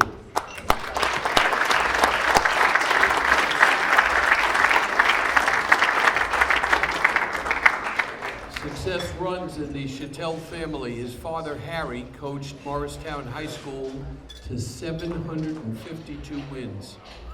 Bruce began his coaching career at Roxbury High School in 1995, where he won 3 Morris County championships. Arriving at Delbarton in 2008, he's more than halfway to his dad with 426 wins and just 155 losses. His teams have won 10 conference championships, 8 Morris County titles, and a pair of state championships. He was named USA Today's State Coach of the Year in 2017 and was inducted last year into the New Jersey State Coaches Association Hall of Fame. One of his proudest moments occurred when 2 of his former players, Anthony Volpe, faced Jack Leiter of the Texas Rangers last season. There's a note from Antonio Negrin, who is the Director of Athletics at Delbarton, and he writes this: "The entire Delbarton school community is beyond grateful for Coach Shatel's service, dedication, and hard work towards the Delbarton baseball program and high school baseball across the country over the past 2 decades. Bruce is the definition of what it means to be a transformative leader, as he has always pushed his student athletes to achieve their goals through work ethic, character, and passion. Truly, Bruce is all high school coaches should look at when it comes to empowering a group of ball players to play for each other and play for the same goal, which is the success of the team, not the individual. Delbarton is very lucky to have Coach Bruce Shatel in their community, and we are honored to be here tonight to celebrate this honor with him. Please welcome Bruce Shatel."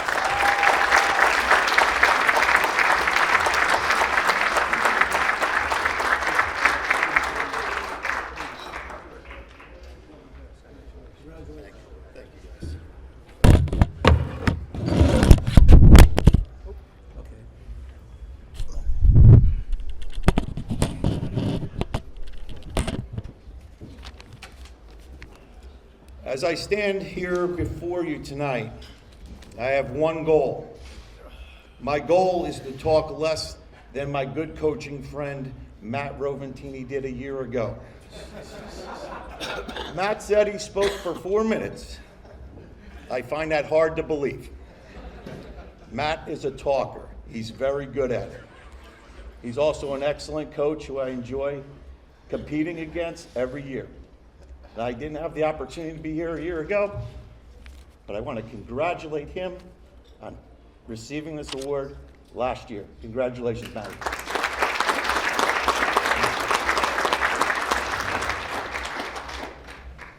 I'd like to thank Billy Blitzer and the New York Pro Scouts Committee for this incredible honor. I want to congratulate all the honorees on their accomplishments. I am filled with gratitude for so many reasons. I teach and coach at one of the most respected high schools in New Jersey. I coach young men who are bright, very talented, and very hardworking. The guys I coach with are gentlemen who have the passion for developing our players into being the best versions of themselves on and off the field. These guys are more than coaches. They are some of my closest friends. When I graduated college, my father tried to steer me away from teaching and coaching. Many people in this room might remember my father. As just mentioned, he coached baseball at Marshtown High School for 37 years. He had 752 wins, multiple championships, and he coached several draft picks. And he had an unbelievable coaching career. After one of my hockey games, early in my coaching career, my father asked me, "Why do you coach?" I had no idea what he was talking about. I was confused. I said, "What do you mean? Why do I coach?" He responded, "You're never happy. You're never satisfied." He said, "Those kids play their hearts out for you, and that's all you can ask." From that moment, it changed me as a coach. And I think from that day, I became a better coach. Growing up under a coach's roof has its advantages. I learned valuable lessons as a kid. I listened to how my father spoke to his players. He had the uncanny ability of making an average player feel like Superman in a big spot during a game by just yelling out a few words of encouragement. To see the joy on his face when that player smashed a double into the gap or executed a pitch in a 3-2 count was undescribable. I watched how he treated my mother. I witnessed a relationship that was based on love and respect. And I am so grateful that I have that kind of relationship in my own life. One of the best lessons I learned from him is that God gave us 2 ears and only one mouth. He was a great listener. His TV room was sacred ground, a place where former players would come for advice and guidance. My bedroom was located next to that room. I heard things as a 10-year-old that I should not have heard. One night, a very happy Rick Sofield and Sal Butera barged out of that TV room and wrestled me out of bed. They gave me one of Roy Smalley's gloves, a moment that I'll never forget. And I used that glove until I graduated college. It's those types of relationships and experiences that led me to coaching. So, after 30 years of coaching, I would not be tongue-tied if my father ever had the opportunity to ask me that question again. Why do you coach? My answer would be simple. The same reason you coached. I love being part of a team, and I love the joy I feel when young men accomplish something great together.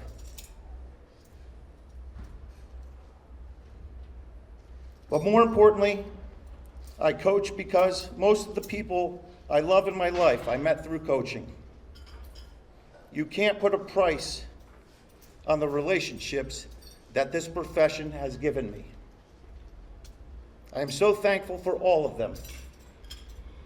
I want to thank everyone at that Delbarton table in the back for making the effort to come here tonight.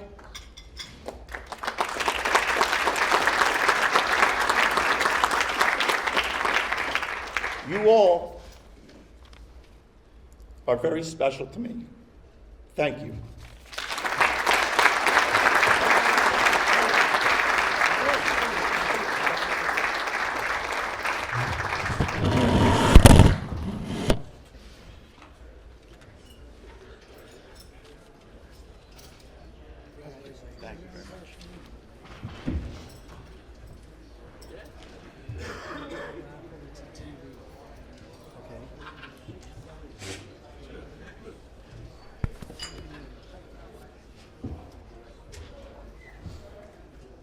I want to take a moment to introduce you to our public service announcement for this dinner. Because I do this every place I have a microphone, whether it's on the air at Sirius XM, whether it's on WFAN, and now, because I'm among friends. Some of you may know, many of you may know, that I'm a cancer survivor. Prostate cancer. And I have a national charity that promotes prostate cancer awareness and education called Fans for the Cure. And I don't want to take up a lot of time, I just want to tell you this. 34,000 men are going to die of prostate cancer in 2025. One man is going to die of prostate cancer every 15 minutes. I was very lucky. There is a 99% cure rate of prostate cancer is detected early. And the incidence of prostate cancer in the African American community is 2 to 3 times higher than it is in the white community. So I'm asking all of you at the age of 40 and over to please go get a simple PSA blood test every year. It will save your life the way it did mine. My charity is called Fans for the Cure. We are at fansforthecure.org. If you need a doctor, we have 35 of the greatest urologists in this country on our medical advisory board, all over the country. If you need somebody, come to us. Ozzie Smith, Wade Boggs, Cal Ripken Jr., Ryan Sandberg, Ozzie Smith, and the guy he was traded for in 1980, Gary Templeton, all prostate cancer survivors. Dusty Baker, Lou Piniella, I could go on and on. We want to keep families together. We don't want any empty chairs on Thanksgiving. This is the most important thing I'm going to do my entire life, is make sure that we can keep families together, that there are no empty chairs on Hanukkah, there are no empty chairs on Christmas, there are no empty chairs on Thanksgiving. So I'm asking all of you, if you are a man over 40, please go to the doctors every year and get a simple PSA blood test. I have business cards here if you need me. I never close, 24/7. I toured spring training camps for 7 years, and it was an unbelievable experience. I'd have 150 Cincinnati Reds and 150 Detroit Tigers and 150 New York Yankees and Tampa Bay Rays, and I'd get 10 minutes, and I'd stand in front of these kids and I go, I'm the only CEO you're ever gonna meet who hopes to go out of business. I hope by the time you guys get off the field today, there's a cure for prostate cancer. Until that time, I will be the car alarm you can't turn off to tell the men in your family that they are loved and they are wanted and they are needed and they are cherished and they have a responsibility to go to the doctors. So that's my message tonight. I wish all of you the very best of health, and I'm here for you if you need me.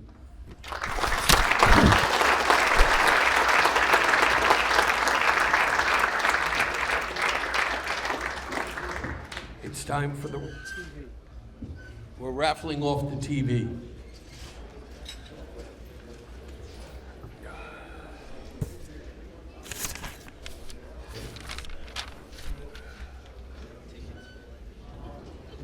They're all blue tickets? Okay. I got a blue ticket winner, and it's 664-2642. 6642642.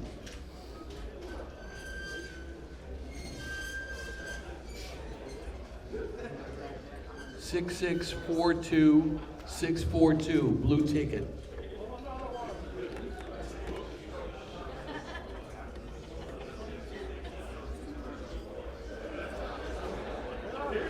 One last time, 6642-642. Okay. We'll do it again.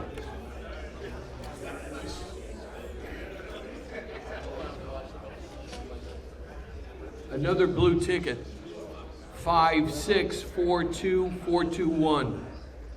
5642421.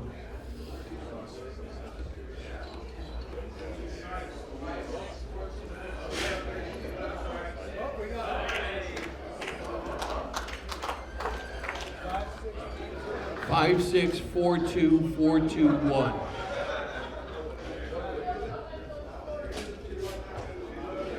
We have a winner.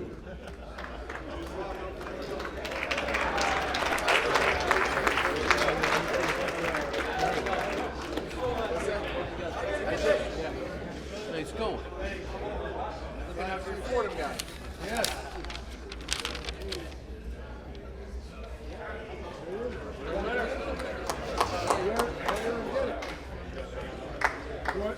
Does he pick it up now? Get it now? Take it on the way out.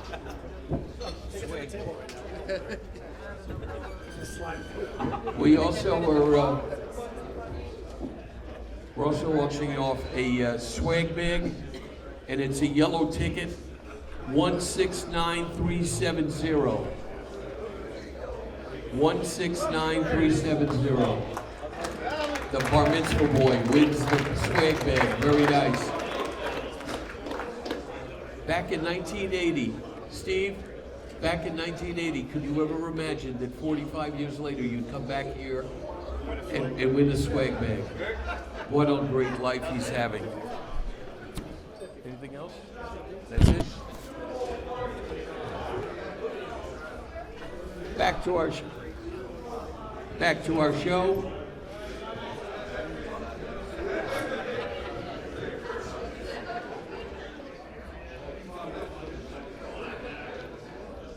Here's a part of the show that I really love, and that is to talk to our Star of the Future award winner. Last year it was Ben Rice, who wound up at Yankee Stadium this past year, and this year we are so happy to have our Star of the Future award winner, Sammy Stafura.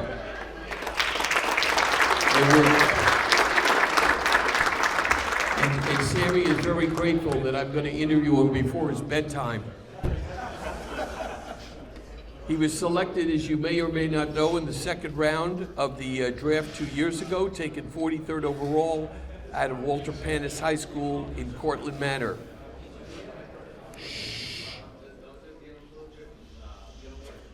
In his first full season last year, he started rookie ball, batted .270 with 8 homers and 54 RBIs with 31 stolen bases. He advanced to the Daytona Tortugas of the Florida State League, batting .255 with 6 homers and 37 RBIs with 27 stolen bases. In all, 14 homers, 91 RBIs, and 58 stolen bases. There's no reason to think that this progress won't continue. And by the way, he's been in touch with the Cincinnati Reds and told them, you can move Ellie De La Cruz. It's going to be my job at shortstop, and it probably will be. We welcome to the microphone Sammy Stafura. Sammy, nice to meet you. Nice to meet you, Sammy. Heard a lot about you. Thank you. Heard a lot about you. Favorite team growing up, who was your guy? The New York Mets. I mean, Brandon Nimmo, David Wright, those are my guys. I just kind of model my game after Brandon Nimmo. Just one of my favorite players growing up. Just always smiling, hustling, having fun. I think that's just the way baseball's supposed to be played. You just go out there, enjoy it. Don't take it too serious, but take it serious because it's serious. But just go out there and have fun. Collect baseball cards as a kid? You know, I never did that, but I'm starting to collect them now that I got a couple in the system. So I'm collecting mine, having fun doing it, collecting others as well. So if you know anyone who has signed cards, I'll take a couple. There's a point in time where Sammy Stafuras of the world separate themselves from the Ed Randalls of the world. When did that happen for you? What's so funny? You know, growing up, I was always a very good baseball player. There's one point I was just enjoying basketball. I liked baseball, but I just didn't like the dirt. I slid, and I don't like being dirty. So I was like, all right, I might quit this for basketball. Then I realized my dad's 6 foot, my mom's like 5'6", and I'm not gonna be over 6 foot tall. So I was like, you know what, I'm just gonna stick with baseball. So I decided to stick with baseball, thankfully. But around 13 years old, I wasn't too big, I was small, super undersized until about 15, 16 years old. All my friends were better than me. But I just decided to just go to the field every day, don't look at their progress, and just focus on mine. I did that every day, thankfully to my brother over there. Both my brothers, actually. Funny story, actually, my older brother over there, my senior year of high school, he was my BP thrower. He was for like 4 straight years, fungal guy, BP thrower. And one day, we had a bunch of scouts coming to the game, about 30 scouts coming to the game, and he just couldn't throw a strike. So I kind of made like a mean comment. I was like, come on, bro, like, you gotta throw strikes. I turn around, and then I look back because I heard a sound. I was like, what was that? And he was like, I just punched the L screen. And I was like, the L screen? And he was like, yeah, I think I broke my hand. You need another BP guy. So I was like, oh my goodness. So then, after that, I finally called my little brother over there recording. And from there on, he's my new BP guy. And he does have a 5-pitch mix, and he does carve me. I guess that's what sets me up for success in games. Tell us about the day you were drafted, and did you expect, and through the years, Sammy, I've interviewed so many guys, and 95% of the guys said they never expected to be drafted by the team that drafted them. Was it like that for you? You know, I had no clue I was going to get picked by the Cincinnati Reds.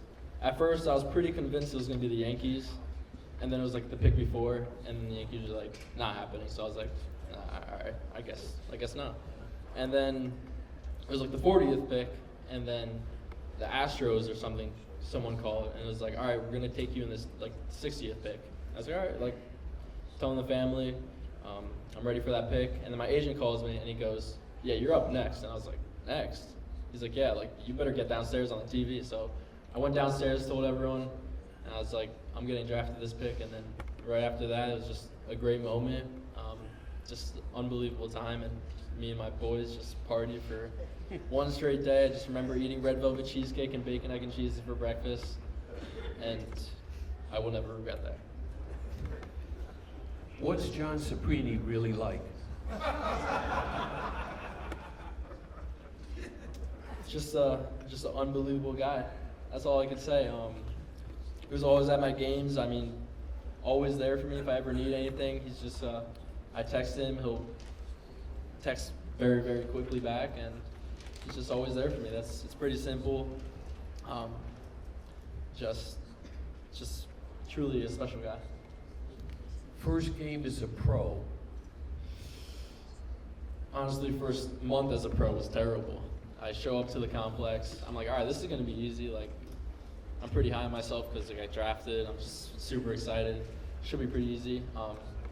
Get into the season, go 3 for 43 with like 27 strikeouts. And I'm like, this is not actually that easy. So then I decided to lock it in a little bit, go home, start training, and be like, you know what, I gotta figure something out because that's not happening again. So worked my butt off in the off season, had a lot of fun, just challenged myself in unlimited ways. Thankfully for my guy, Jake Oliger, who's my trainer now, just got me right and just had a great season last year and looking forward to an even better season this year. Best day yet on the field? I don't know if any of the scouts here were at the game, but it was against John Jay Cross River in the semifinals of the sectionals, senior year of high school. And it was a 2-1 game against John Jay Cross River. and we were down 2-1 in the 7th inning, and I'm facing a kid throwing 65 miles per hour that actually struck me out the year before, my junior year, which I batted like 100. But he struck me out 4 times in like one game, and I was like, how is this even possible? So they switched their pitcher. I already had a home run that game. They switched their pitcher to this kid, thinking that he's going to strike me out, even though I went up to the plate, not caring whatever happened in the past 4 at-bats against this kid. Went up there in the bottom of the 7th and just, I don't even know what happened. I just swung at the first pitch, which was a slider, and destroyed it right center. It was a home run. It was a walk-off home run. It was one of the greatest moments of my baseball career. And what about as a pro, your best day so far? Oh boy. I think the best day for me so far was just it was actually the same exact date, 1 year after I hit a walk-off home run again against the Sacramento West A's. No, but it was against the Oakland A's. I hit a home run, a 3-run home run against the A's. It was a walk-off home run in rookie ball last year. What's the best part of your game, and what part of your game do you want to work on? You could always improve on everything in your game. That's just how I am. You can improve in all aspects of your game. And for me personally, I kind of define myself as a 5-tool player. I feel like I can run, throw, got the power, juice. I got everything. I can define it a little bit more, and that's all it is. I feel like I got everything in the game. Sammy Stafura.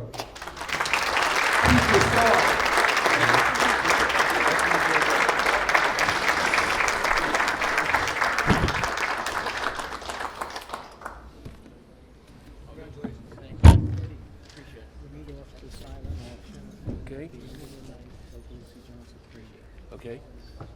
Our silent auction winners, the autographed Jim Cott baseball to Anthony McCarron, the autographed baseball Jamie Moyer,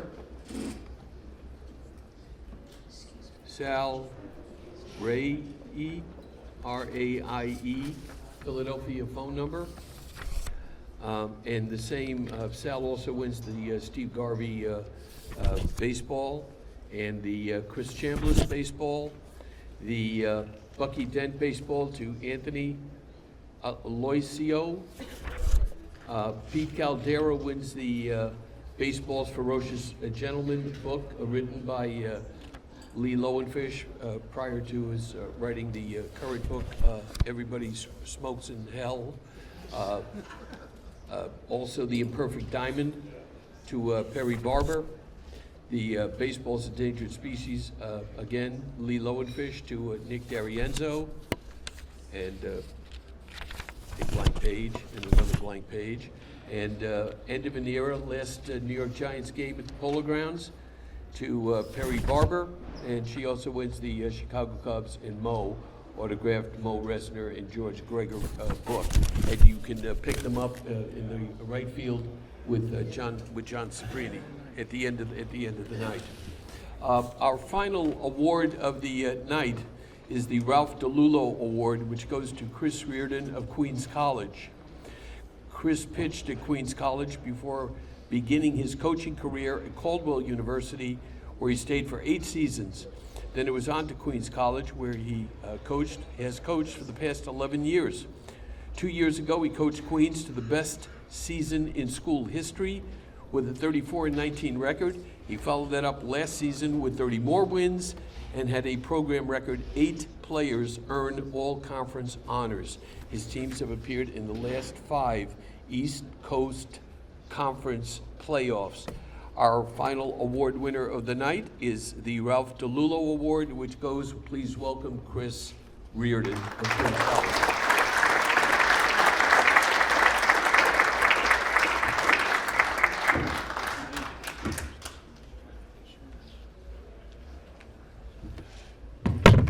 Okay,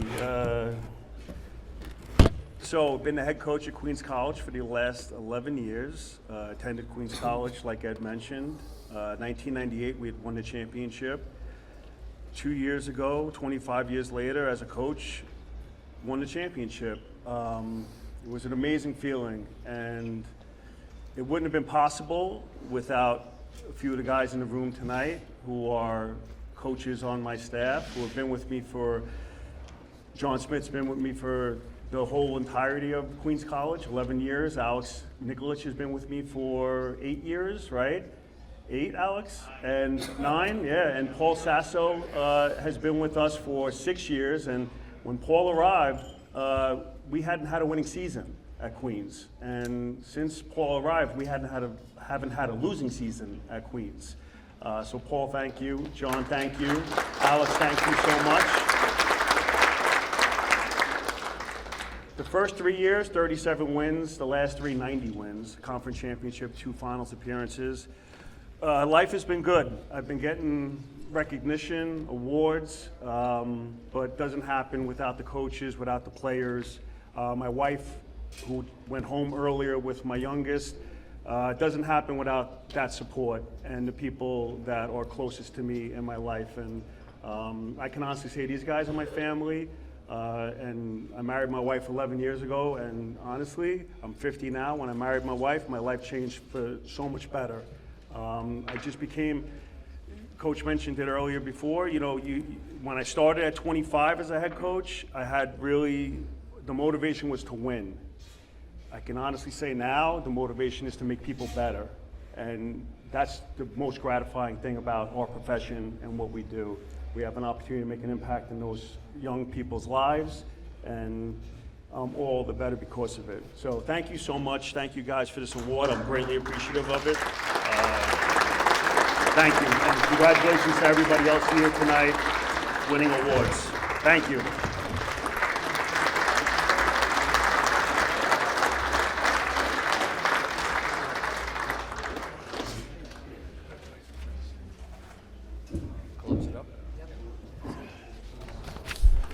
Well, as the Jesuits taught me at Fordham University, that's the whole mishpuga. I think we've sprinkled enough pixie dust for one evening. This thing came and went in what? Just 6 hours. Scoreboard totals are correct. There are 19 days to pitchers and catchers. But before we go, we are obligated to read this disclaimer to make this evening legal. This dinner is brought to you under rights granted by the New York Professional Baseball Hot Stove League solely for the entertainment of our audience. Any publication, reproduction, or retransmission of this event without the express written consent of the New York Professional Baseball Hot Stove League is strictly prohibited. Let's give one more big round of applause to all of our award winners this evening.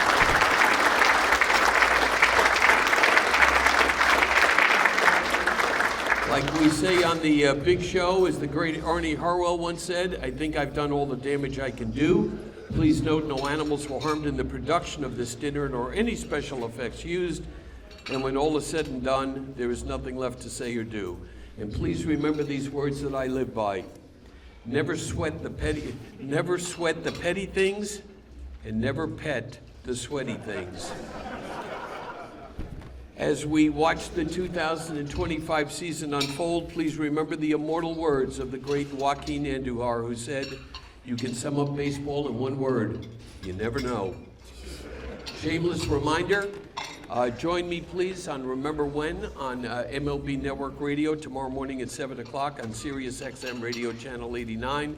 And most importantly, a reminder that the after party is at Billy Blitzer's house in 90 minutes at 3759 Nautilus Avenue in Brooklyn. Let me repeat that in case you want to make a note.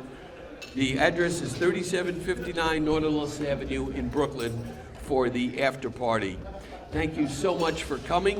Please arrive home safely and go to the doctor.